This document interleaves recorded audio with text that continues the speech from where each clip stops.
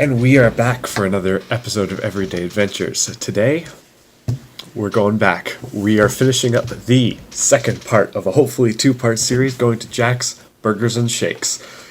Just finished up work, so gonna meet Dad downtown, downtown Bridgewater, and we're gonna head over. See you on the way. All right, so before we get started, introduce you to someone you've already met, my dad. But he's what started all of this was for Christmas present, I do believe. Yep. They're putting in Jack's Diner, and I said, when they get that in, we will go there. So the last video was us trying to go there, which they ran out of food, but this time it's a weekday. We're going for supper, and hopefully they will be more prepared. So now I think we can actually head down and hopefully make this the last part of a two-part series. Let's go. Yum.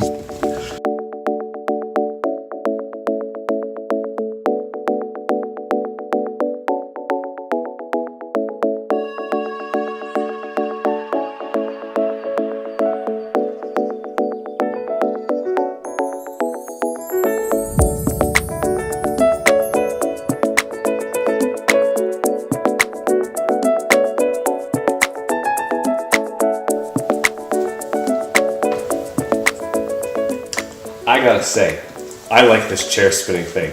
Supervillains, you got a good thing going and I want in on it. Now, to the review. We've been to Jack's Burgers and Shakes, and we got some major points to touch on. Firstly, we got the milkshake. The milkshake was the first thing to come out, and Jack's, you did good on the milkshake. The milkshake was flavorful, and it came in the metal tin which was mixed in, which meant you got lots of it. The only complaint I have on the milkshake is that my milkshake was a little bit chunkier. The ice cream wasn't completely mixed in with the milk, but it was still very drinkable. Now the burger. The burger was also really good. It was handmade, and you could tell that the bacon was actually chopped up and inside the burger. The toppings were fresh and flavorful, and overall, the taste was really good. The only major complaint I have about it is the bun sizings. The bottom bun was a little bit too large for the burger, in my opinion. The top bun, on the other hand, was a little bit too small. Now, if I had to fix one of those, I'd definitely go with the top bun. I definitely think there wasn't enough top bun to go around, but I think having the bun fit the burger a little bit better would be really good.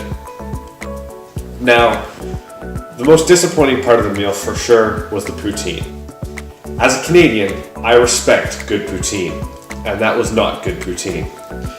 The three main components of poutine are the cheese, fries, and the gravy. The cheese was cheese curds. That was good. That was really good. Mozzarella cheese, a good poutine does not make. The fries, however, the fries were a bit overcooked. They weren't the best fries, and plus they were kind of not that warm. They were kind of cold. It's not really ideal because you want the fries and the gravy to be able to melt the cheese curds, which the gravy didn't exactly help with either, as it wasn't very warm either. The flavor was there, but the consistency, it needed to be thickened. I found most of the gravy sat on the bottom of the plate, and you need that gravy to stick to the fries and stick to the cheese curds and turn it all into one melty, gooey mess. It's the best way to have it. Now, the last thing about Jack's is their ability to give you that food that you want to order, which, since I think part of this is because they're new, but they haven't been exactly knocking out of the park recently.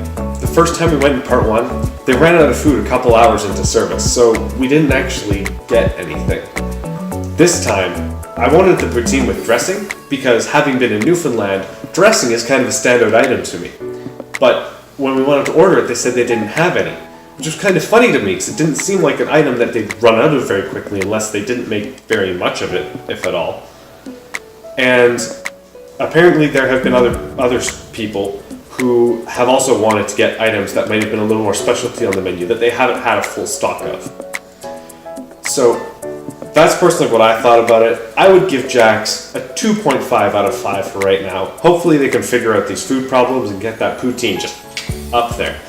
But for now, I'm just going to leave them be. I don't think I'd recommend going there for the time being.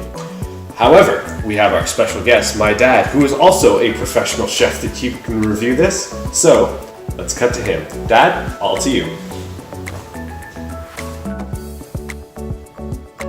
Well, Keith, I have to agree with pretty much everything you said.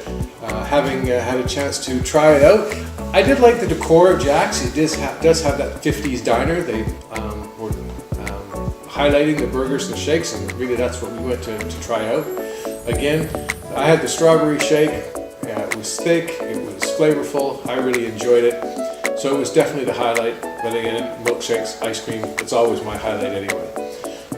Again, burger was flavorful. Burger was really thick too.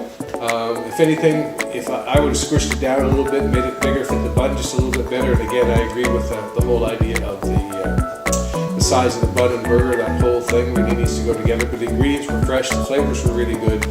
So yeah, I think your review is spot on. I think they're still learning. It's still the beginning for Jack's. I'd be a little more generous. I'd probably give them a 3 out of 5. But they're still getting the kinks out. But I think it has potential to do well. Anyway, thanks for inviting me, and we'll see you again. Thanks, Dad, for coming along and enjoying the experience with me. Now, I hope that you enjoyed our first two-part series of Jack's Review Parts 1 and 2. If you want to watch Part 1 will be right here. If you want to subscribe to the channel, you can do so over here, and I hope you have a great day. See you later.